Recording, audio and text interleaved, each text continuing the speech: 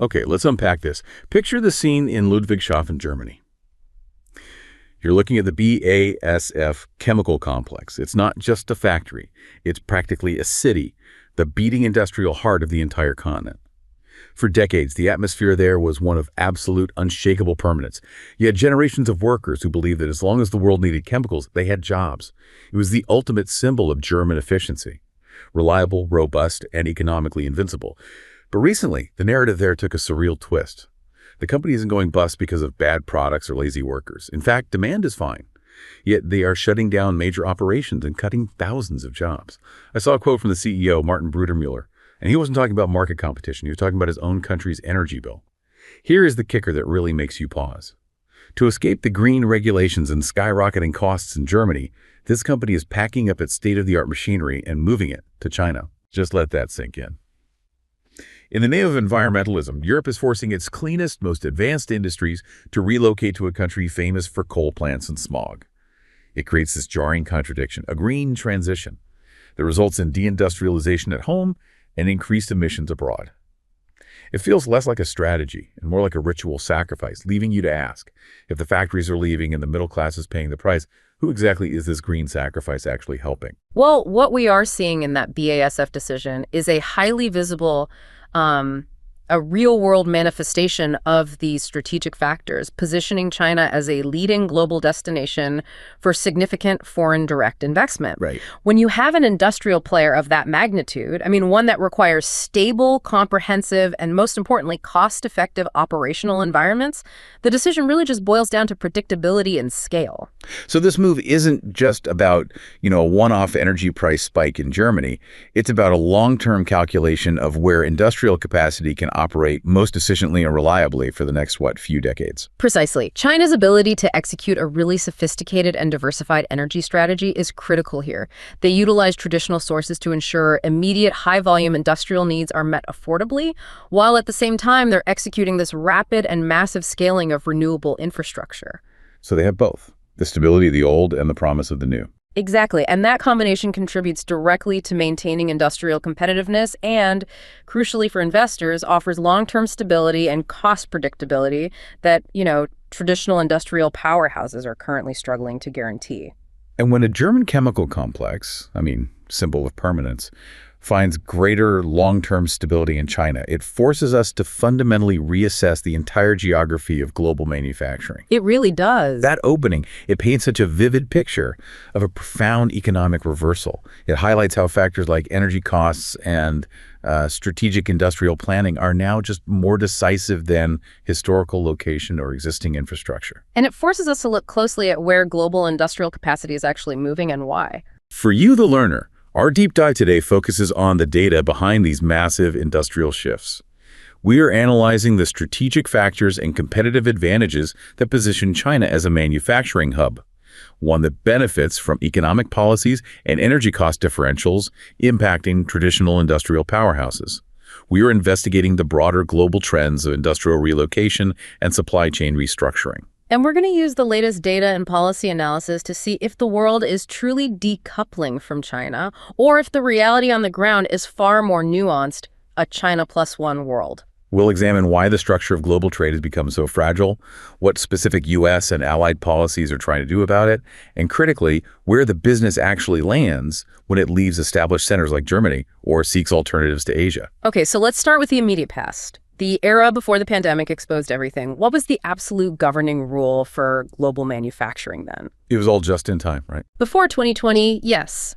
The governing philosophy for nearly all multinational corporations was just-in-time sourcing. And this wasn't just about logistics, it was a whole management philosophy. All about efficiency. All about it. Prioritizing the elimination of inventory, maximizing short-term cost efficiency, and achieving the highest possible profit margin, which, directly boosts shareholder returns. The focus was purely on securing the absolute lowest unit cost. Which often meant finding one specialized region to produce, everything. Exactly.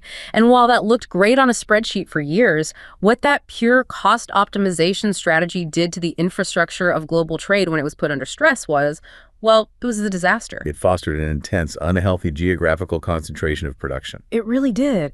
If a specific region, let's say Southeast Asia for electronics assembly or specific Chinese regions for chemical intermediates, offered even a marginal cost advantage, production would just flock there. So you get this extreme operational complexity, creating single points of failure or choke points all throughout the system.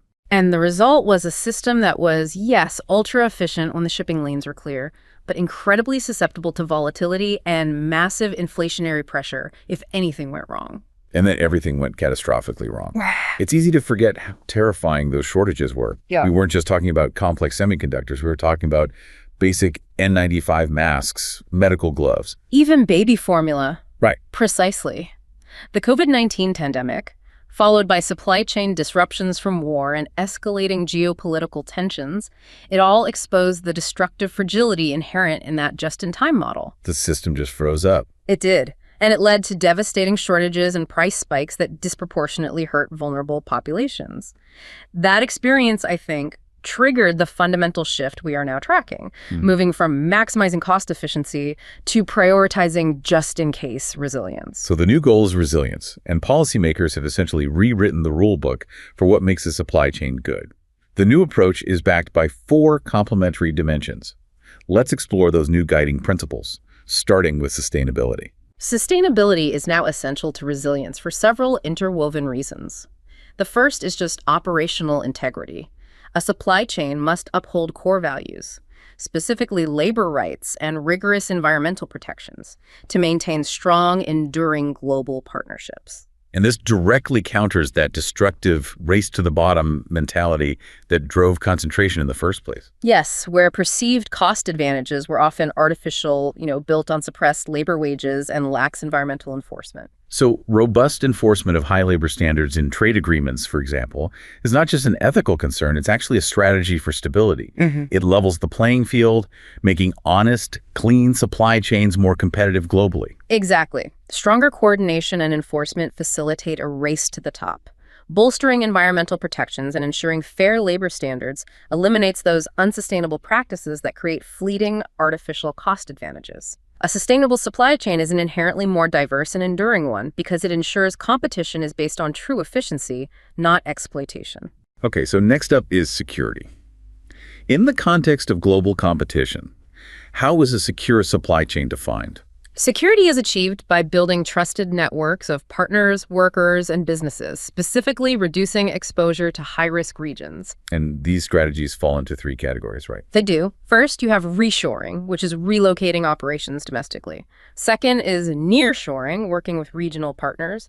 And third is friendshoring, securing trusted supply chains through arrangements with strategic geopolitical partners. The primary driver here is reducing reliance on regions that might use economic coercion, essentially, weaponizing supply chain control. That's the critical component. And secure supply chains must also be agile. They have to be able to pivot quickly to alternative products, sources, or processes the moment disruption hits. If you can only buy a crucial component from one geopolitical source, you are inherently insecure, regardless of the current price. Okay, the third dimension is diversity. This feels like the direct structural antidote to the overconcentration we saw with just-in-time. It is. And diversity operates simultaneously on multiple layers. At the product level, it requires having a variety of reliable, substitutable suppliers to mitigate risks from overconcentration and dependency. This means not just 2 sources, but potentially 3 or 4 spread across different geographies. And then at the economy-wide level. At the economy-wide level, sectoral diversification is essential to ensuring the domestic industrial base remains broad and robust, so one shock doesn't wipe out multiple downstream industries. And internationally, diversity means avoiding a purely extractive relationship with developing nations. Absolutely. The third level of diversity involves inclusive collaboration with developing country partners. The policy goal is to move away from a model where a major economy simply buys the cheapest components from one factory town toward inclusive supply chain co-ownership. So trade policy should unlock new economic opportunities abroad to create more equitable global growth, spreading risk and stability at the same time. Exactly. And finally, transparency. How can you possibly achieve visibility into networks that are often intentionally designed to be opaque or geographically dispersed? That seems like the hardest one. It's a huge challenge. Transparency means having immediate, granular visibility into raw materials, intermediate products, and complex assembly steps to enhance awareness of risks, shortages, and bottlenecks. The core problem is that traditional trade data tariff classifications, for example, were never designed for this. They weren't built to track components crossing borders 70 times. Precisely. That level of traceability is just absent. So achieving transparency necessitates a massive investment in data infrastructure and new standards. It requires a much deeper, digitized understanding of how, where, and by whom goods are made. It does. And new policy tools are critical here, not just for customs, but for firms themselves, to enable more precise predictions of and rapid responses to potential disruptions. You need to know exactly which factory made which component and the labor and environmental standards used there, often within days, not months. So the conceptual foundation for all new trade policy rests on this idea: designing a system that can bend severely but will not break. But if those four pillars, sustainability, security, diversity, and transparency, are the goal, how successful are governments being at actually achieving them? Let's turn to the hard data to see if the world is truly following this new blueprint. The discussion often centers on decoupling and deglobalization. Let's look at the hard data, because the rhetoric, well, it often doesn't match the reality of global trade flows. I see the high-level numbers. The overall sentiment is that global trade must be slowing, especially given the spike in Google searches for terms like reshoring. Yet the overall data contradicts the notion of deglobalization. Overall goods trade globally was at an all-time high in 2022, standing nearly 40% above pre-COVID levels. 40%? Wow. So globalization, defined as the movement of goods, is still accelerating. It is. However, where those goods are coming from is changing dramatically, and cracks are certainly emerging in the crucial U.S.-China bilateral trade relationship. Let's focus specifically on that bilateral relationship between the U.S. and China between 2017 and 2022. What is the evidence of specific targeted decoupling? The shift is substantial and directly attributable to U.S. trade policy. China's share of U.S. imports fell significantly, from a peak of 21.6% in 2017 down to 16.3% in 2022. So that's a 5.3 percentage point drop. Yes, and that drop took China's market share back to levels not seen since 2007 before the global financial crisis. That 5.3 percentage point drop must represent hundreds of billions of dollars worth of redirection. What categories are we primarily talking about here? The decline is clearly linked to the imposition of tariffs, which began primarily in 2018 and 2019, covering over 60% of imports from China. If you look specifically at those tariff goods products often related to electronics, machinery, and apparel, U.S. imports from China were 14% lower in 2022 than they were in 2017. And critically, imports from the rest of the world for those exact same products were 48% higher. 48%. That is a textbook redirection effect. It absolutely is. So the U.S. government successfully managed to redirect trade away from China for the tariffed products. But if the goal was also to reduce dependency overall and rebuild domestic manufacturing, did this shift lead to mass reshoring back to the United States? And this is where the story gets more nuanced. The data suggests no significant large-scale reshoring occurred. Aggregate import growth for those tariff products was only slightly slower than for non-tariff products, 38% versus 43%. So if tariffs had spurred massive domestic rebuilding, we would expect a much lower aggregate growth rate in those tariff goods overall. We would. But the truth is, the fundamental cost advantages of producing goods in low-cost jurisdictions remain immense. Why is reshoring such a difficult proposition, even with tariffs in place? Is it purely cost, or is it about scale? It's primarily scale and sunk costs. Moving large-scale manufacturing requires massive, specialized infrastructure power generation, port capacity, specialized labor skills, and an entire ecosystem of suppliers. China spent decades building that ecosystem. And the fixed costs associated with reestablishing a complex supply chain domestically are just enormous. They are. Therefore, simply imposing a 25% tariff often makes it slightly cheaper to shift production to another low-cost country that already has some infrastructure, rather than bringing it entirely back to the U.S. Okay, so if the business didn't come back home, where did the market share go?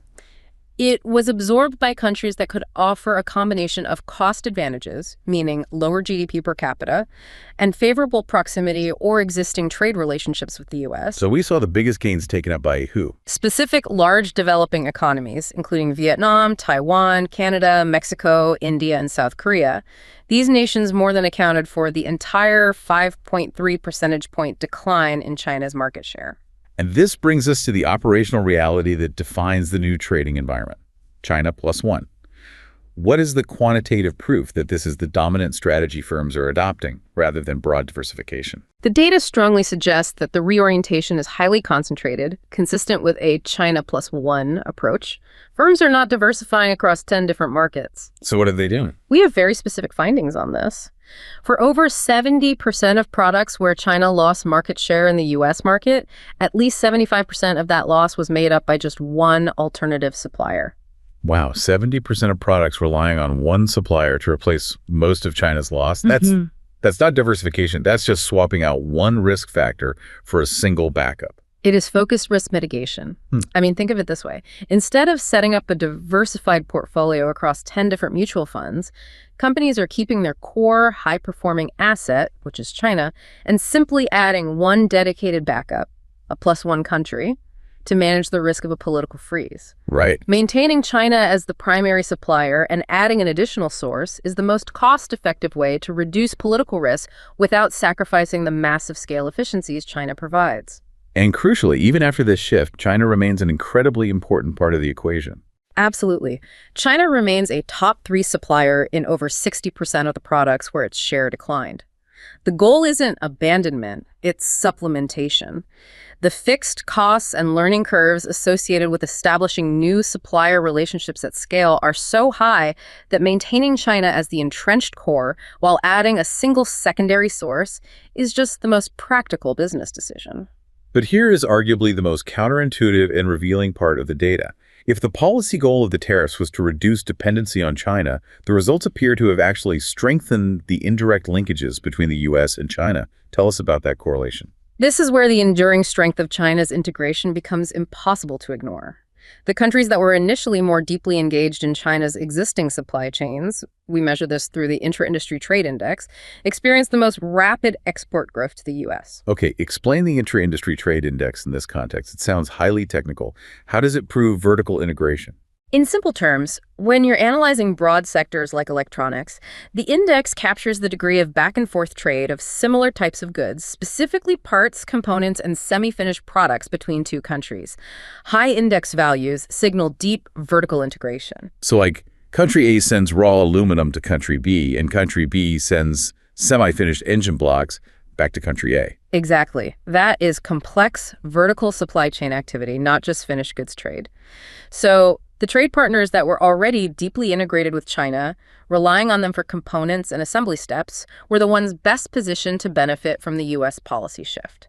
They acted as a processing gateway. That gateway effect is particularly pronounced in strategic products, isn't it? It is. We found that simply moving from the 25th percentile to the 75th percentile of integration with China led to 4.5 percentage points higher export growth to the U.S. in those strategic sectors. Can you give us a concrete example of that vertical supply chain in action? How does the electronic sector demonstrate this? Oh, electronics is the perfect case. This is the sector where we saw the largest reallocation of exports away from direct Chinese origin. But here's the finding. The alternative suppliers, say those operating in Vietnam or Mexico, that exported more finished electronics to the U.S. between 2017 and 2022. Yes. They also imported more electronics components, boards, and parts from China during that exact same period. That's fascinating. So the tariffs successfully pushed the final assembly step out of China and into the plus one country.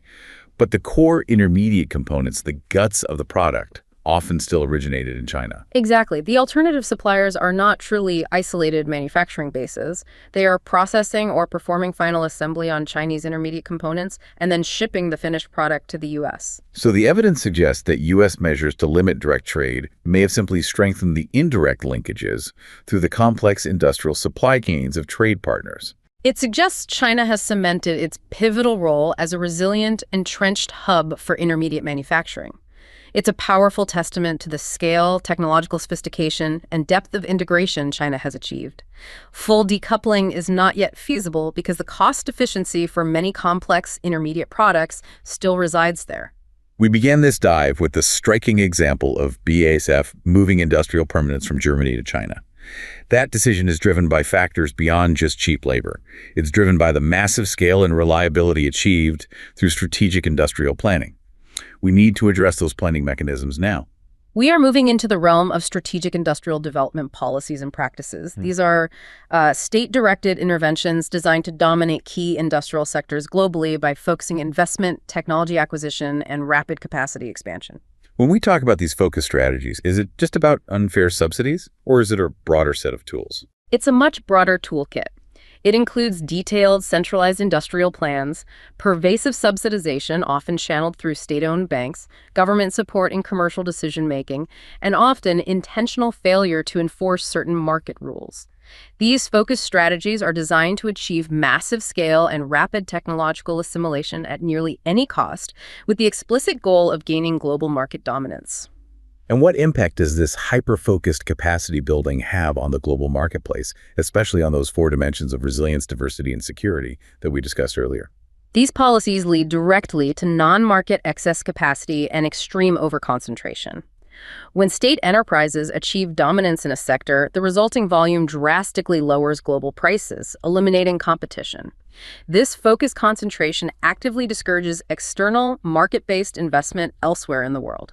So investors look at the overwhelming capacity and decide they just can't compete effectively. Exactly, and that ensures global firms like BASF find a uniquely appealing destination for their massive, state-of-the-art manufacturing investment.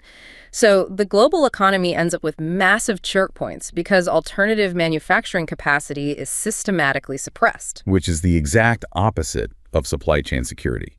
If you control 80% of the world's production for a critical component, you control the terms of engagement for everyone else. That's right. Let's look at some of the specific examples cited regarding this concentrated scale, starting with steel. Okay. The steel industry is the textbook example of unprecedented capacity expansion. In 2023, 4 of the top 10 largest steel producers were state-owned enterprises in China, with 2 others headquartered there. So they can flood global markets with product, creating this vast excess capacity. Which inevitably crowds out smaller, market-oriented producers globally who just can't absorb the low prices or the massive capital investment required to compete. The dominance allows those large enterprises to effectively set the global terms for the entire supply chain, making diversification nearly impossible. And moving to high-tech, the focus on critical minerals seems designed specifically to create choke points for the next generation of industry. That is absolutely the case. The strategic focus on critical minerals has resulted in a near-complete monopoly on the processing of certain minerals, not always the mining, but the crucial refinement stage essential for advanced technologies like electric vehicle batteries, magnets, and aircraft components. And this strategic overcapacity means any potential competitor thinking of building a new processing plant elsewhere knows they face an economic Goliath that can simply underprice them into oblivion for years. And we've already seen that concentration used. The selective denial of exports of certain processed minerals like gallium and germanium to trading partners demonstrates the immediate utility of this massive market position as a policy instrument. It provides geopolitical leverage by creating dependence on the supply chain. And finally, how does the solar industry fit into this picture of strategic industrial development? Well, the solar industry is another clear example of successful concentrated capacity expansion. China's entrenchment as the dominant photovoltaic manufacturer is a result of years of focused, strategic investment and capacity expansion. This dominance has corresponded with a dramatic decline in R&D intensity, patents, and new market entry in other countries that originally pioneered solar technology. So if you are a startup in the US or Europe with a breakthrough solar cell design, you face not only the challenge of scaling up production, but the threat of an overwhelming market force that can replicate, undercut, and outproduce you instantly. That's the barrier. The scale achieved has solidified their position, making it incredibly difficult for market-oriented competitors to emerge, regardless of technological merit. This creates a reliance that makes the solar supply chain inherently vulnerable. So the U.S. policy response is designed to counter these large-scale structural effects through domestic investment and protective measures. Correct. The U.S. strategy involves a combined approach of domestic legislation, like the SHE-EP Act and the Inflation Reduction Act, which provide historic investments designed to rebuild American manufacturing and strengthen supply chain resilience. This is complemented by defensive border measures, including tariffs and Section 301 investigations. Is the goal to truly compete on every single product, or is it more about building a strategic insurance policy? It's fundamentally an insurance policy and a diversification strategy. The ultimate goal is to provide confidence that domestic and allied sectors targeted by these immense concentrated capacity expansions will not be eliminated. The strategy is designed to foster supply chain diversification away from reliance on single, high-risk sources and to protect the substantial domestic investments already being made in critical sectors. It's an attempt to stabilize the global supply system by ensuring there are resilient alternatives, even if they aren't the absolute lowest cost producer today. Exactly. And if governments are serious about shifting production patterns away from concentrated scale and toward diversified, resilient networks, the policies must rely on the technical plumbing of trade.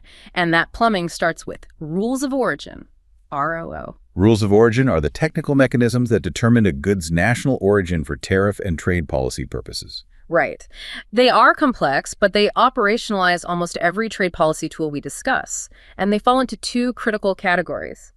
Preferential ROO, which determine eligibility for duty reductions under trade agreements, and non-preferential ROO, which apply for all other purposes, including determining if a good is subject to special duties like Section 301 tariffs. So this means the same good could have two different official origins depending on the rule being applied. That is a critical source of friction. A good might be determined to originate from a country subject to Section 301 tariffs under non-preferential rules, but simultaneously qualify for a free trade agreement duty exemption under preferential rules because of a final, minimal manufacturing step performed elsewhere. And that flexibility, or ambiguity, leads to the serious problem of free riders. Yes. Simple tariff shift rules are common in FTAs. They require only a change in the product's tariff classification during manufacturing in a partner country to qualify for the preferential duty rate. The free rider problem arises because a good can contain considerable non-originating content, often components from non-parties that suppress labor or environmental costs, but still satisfy that basic tariff shift requirement. So a product that is, say, 90% components from a high-risk, low-standard country, after undergoing a minimal assembly or labeling step in a partner country, gets to benefit from the U.S. duty preference intended only for that clean, market-oriented trade agreement partner. Precisely. It undermines the core intent of the preferences, which should be to incentivize substantial value-added production within the agreement territory. If the partner country is simply acting as a processing gateway for high-risk components, the resilience and security goals are defeated. Now, let's look at a rule of origin that is considered strong, a template for building regional resilience, the yarn-forward rule in the textile sector. The yarn-forward rule, used notably in agreements like CAFTA-DR, is a powerful example because it demands vertical integration. It requires that the yarn and the fabric used to produce textiles or apparel must originate from the U.S. or other agreement parties to qualify for preference. It prevents the minimal assembly of fabric sourced from outside the agreement zone. So what does that strict vertical requirement do to the supply chain geography? It forces regionalization. In 2023, approximately 70% of U.S. textile and apparel exports went to the Western Hemisphere, primarily driven by this rule. This created a deeply intertwined regional production chain. So U.S. manufacturers serve as the leading textile supplier to the region. And manufacturers in countries like Honduras or El Salvador assemble the final apparel for export back to the U.S. This network supports over 1 million jobs across the U.S. and CAFTA-DR countries. And the proximity also offers substantial benefits, like faster turnaround times and reduced transit distances. That demonstrates how technical rules can reshape economics and job stability on the ground. However, even strong rules face massive challenges, particularly concerning fraud and certain technical loopholes. Let's address the elephant in the room: the massive surge of de minimis imports. The de minimis loophole, enabled by Section 321 of the Tariff Act, allows for the duty and tax-free import of articles valued up to $800 shipped to one person on one day. This channel just exploded after the threshold was raised in 2016. And the volume is staggering, right? It is. In fiscal year 2024 alone, 1.36 billion packages entered the U.S. this way, averaging roughly 4 million packages every single day. That volume entirely bypasses the traditional freight channels and customs scrutiny. How is this affecting supply chain reconfiguration efforts? It creates a massive bypass channel. Apparel is a significant proportion of these shipments, about 44% of pilot data. And the vast majority of these packages enter duty-free from China, facilitated by large e-commerce platforms. This direct-to-consumer model allows those goods to bypass both standard most favored nation duties and the protective Section 301 tariffs intended to reconfigure supply chains. So the very protectionist measures designed to make U.S. alternatives competitive are being eroded by high-volume, small-package e-commerce. Correct. It severely diminishes the efficacy of tariff protections and trade agreement rules like Yarn Forward, undermining efforts to promote diversification and resilience. And it presents a major challenge for customs authorities in enforcing U.S. trade laws related to intellectual property, and critically, the laws prohibiting unlawful imports like products made with forced labor. Because the speed and scale make effective screening extremely difficult. Nearly impossible. Finally, let's look at the proactive tools being used to enforce core values like labor standards, ensuring the new supply chains are ethical and sustainable. USTR utilizes powerful, actionable mechanisms. A prime example is the U.S.-Mexico-Canada Agreement, USMCA, Rapid Response Labor Mechanism, or RRM. This mechanism is unique because it allows the U.S. to bring cases against specific facilities that violate freedom of association or collective bargaining rights. How successful has this tool been since its implementation? It's been actively used, which I think demonstrates its efficacy. Since 2021, the RRM has been invoked 31 times across industries, including automotive assembly, garment manufacturing, mining, and services. In those cases, the mechanism has achieved concrete relief for workers, including securing salary increases and ensuring independent union representation, stabilizing the labor environment in the supply chain partners. And equally critical is the enforcement focused on eliminating the most egregious labor abuses. Absolutely. The enforcement of the Uyghur Forced Labor Prevention Act, or UFLPA, is indispensable for ensuring supply chain sustainability and adherence to human rights standards.